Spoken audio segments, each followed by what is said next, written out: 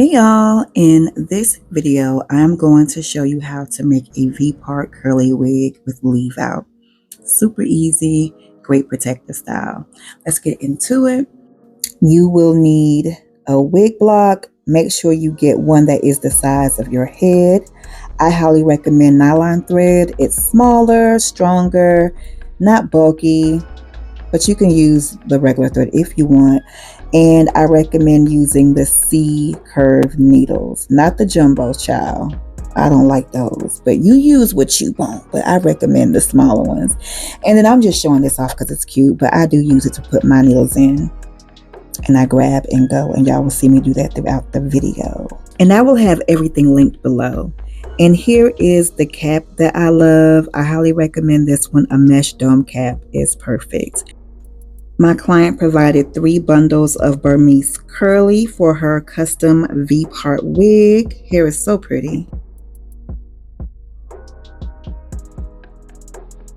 We want to work with the side of the cap that has the flattest surface. So we're going to put this side in the back, and we want this to be in the front.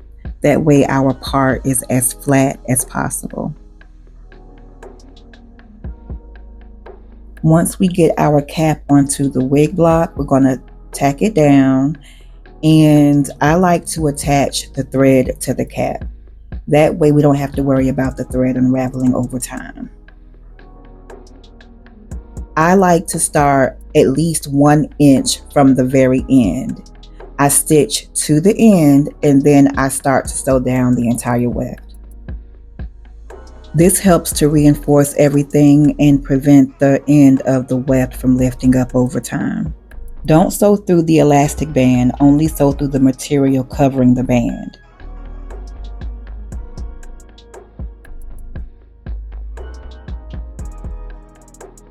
When the hair is sewn along the edge of the elastic band, you'll have the option to pull the hair up without seeing through the wig.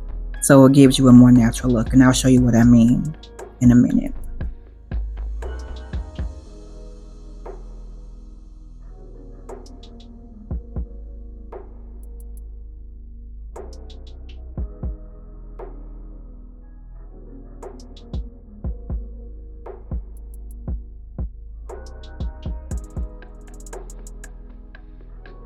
While making your wig, when you notice your thread is about to run out, stitch back at least 1/2 inch before you cut your thread. And that's what I'm doing here. My thread is about to run out. So make sure you do that to reinforce that weft, and then you'll just do like we did before. You'll attach your new thread to the cap, and then you'll keep on working.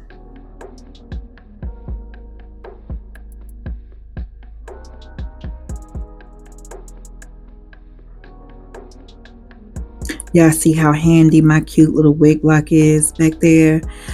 And I have quite a few needles. I like to thread up as many needles as I can. That way I can just grab and keep it moving. So that's why I say have at least 3.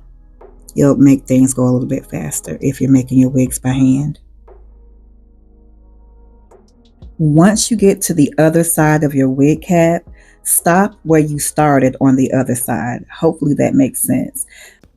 You want both sides to have the same amount of hair. You don't want one to be fuller than the other. All right, so once you reach that stopping point, fold your weft over without pulling on it. Don't pull, just fold it and keep on stitching. I only cut the bundles when it's absolutely necessary.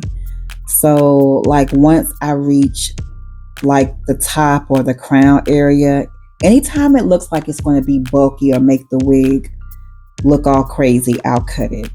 But you have more wiggle room when you're working with curly hair. So just use your judgment. Here is where I want to show you how you can pull your wig up. So yeah, if you sew along that elastic band, you will have a more natural looking wig. Once you get to the other side, sew past the first row while staying on the elastic band. And you can go up as far as you want. I went up pretty far. All we're doing is sewing side to side, ear to ear, making sure we have the same amount of hair on both sides.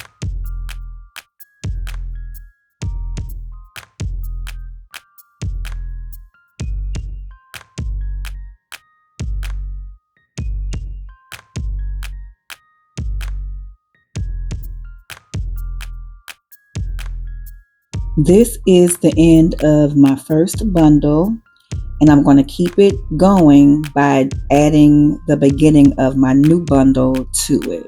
I'm going to let it overlap just a little bit, and I'm going to stitch that on top of the end of that last bundle. So I'm going to go back once I reach the end, and then I'm going to keep on sewing.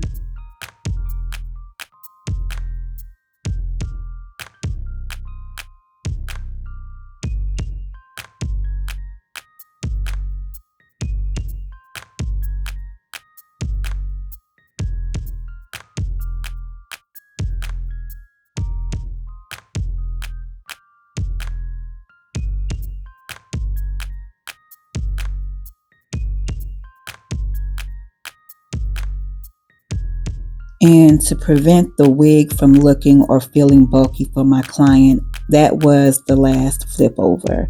So from here on out, I'm cutting the wefts.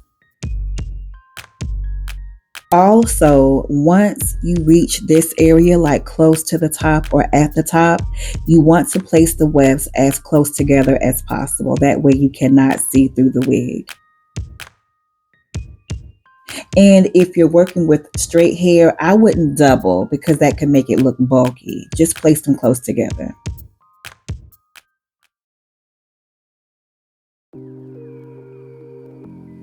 So this was my first time making a V-part wig and my client's first time wearing one. She usually do the U-part wigs, but she hit me back like the next day and asked if I could do a V-part. I've never made one, but I knew I could.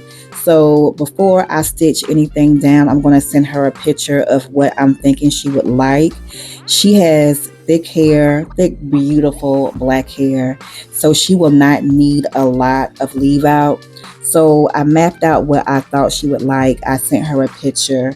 This makes this client's, I want to say, fifth wig. So she started out with U-part wigs, and then she played around with closure wigs, and now she's doing V-part and curly hair. She usually gets straight hair, so I'm so proud of her. I love when my clients try different things. It encourages me to try different things as well. To create the V-part, all I did was cut 2 equal pieces and I formed the V.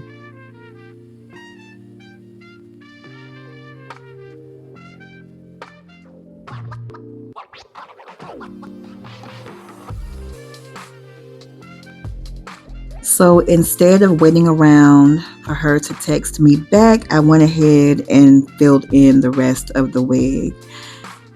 And like I mentioned, we're going to sew along the elastic band. That way we have full coverage. And this is great for the ladies that have thin edges or no edges. You don't have to worry about that. You'll have full coverage. Once I got the green light to go ahead and stitch this part down the way I have it, I did that. Don't forget to start as far from the end as you can. We don't have much space here, so I did start like at least half an inch from the very beginning of the weft, and then I stitched to the beginning of the weft, and then I went back. Y'all know. Once I got to the back part where the 2 ends are, I did combine those. I went through, you can see I'm trying to go through the other weft. I'm connecting the second track to the one that I'm on. I don't want that to lift up over time. So I just go through it a few times. I don't want to overlap them because that could cause it to be bulky.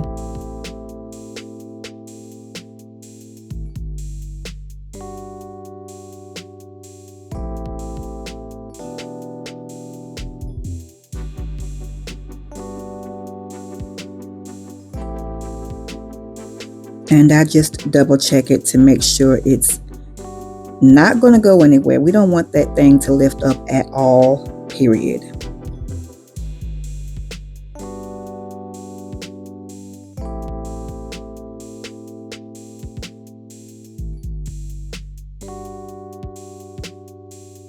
I felt like this needed to be tacked down some more, so I did that.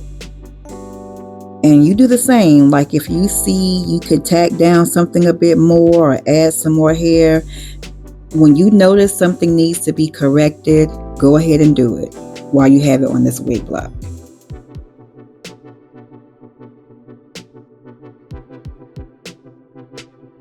And so now I'm just going back and filling in the rest of the wig.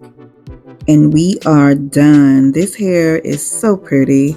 So all we need to do now is go through and style it. She didn't want me to cut anything. This client is a DI. Look how you can pull that back if you want. You don't see any cap. Let me zoom in, girl. Yes, you cannot see through the wig. It's just flawless. So you can leave your edges out and pull some hair back. You can do a ponytail. Options are endless.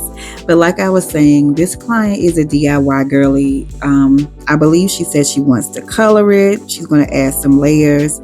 She just wanted me to make it for her. And she's going to do her thing.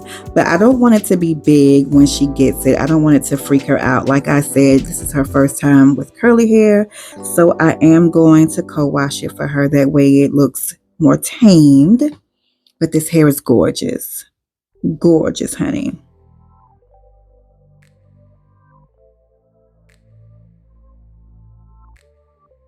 Before I co-washed this cutie, I did go through it with my fingers.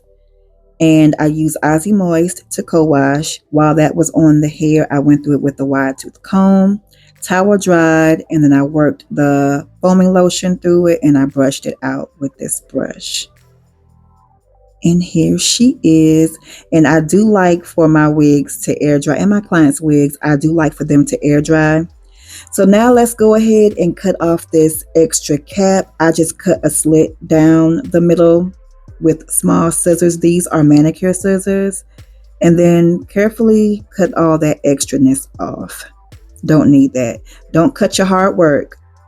Don't go through the thread, just cut that extra off. So take your time and be very careful.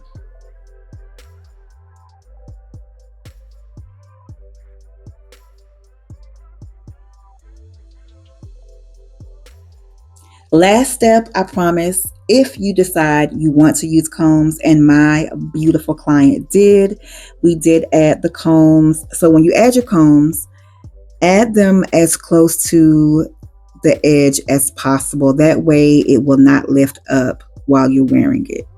And these are the combs that I use. If you have me make your wig and if you have a preference, just let me know. But these are typically what I use. And she also wanted one comb on each side.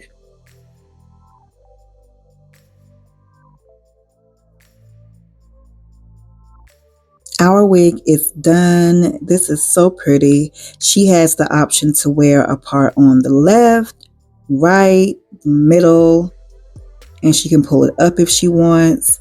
So if you would like to have a custom wig made, I will have a link below. If you are a DIY girly, I will have links to the supplies you will need. Thank y'all so much for watching. I really appreciate y'all. And watch this video if you want to learn how to make a full cap wig with no leave out. And I will see y'all in the next one. Love y'all. Bye.